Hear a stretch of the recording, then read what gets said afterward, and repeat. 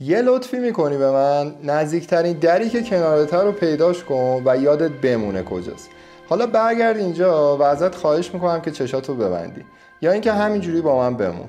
ولی تصور کن که یه شخصی که خیلی برات اهمیت داره و واقعا عاشقشی از این در میاد داخل، میاد جلوی تو وامیسته و دستاتو میگیره.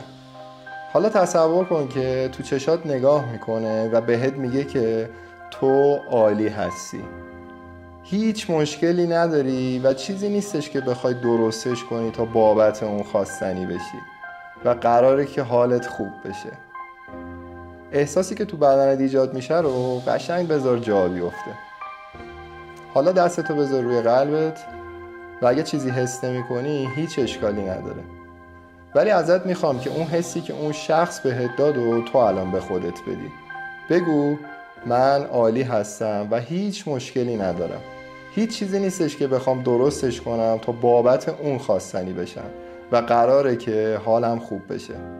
حالا این احساسی که درونت ایجاد شده رو بذار قشنگ توی بدنت بمونه. هر موقع دوست داشتی میتونی این تمرین رو دوباره انجام بدی. جمعه خوبی داشته باشی. فوق‌العاده بودی.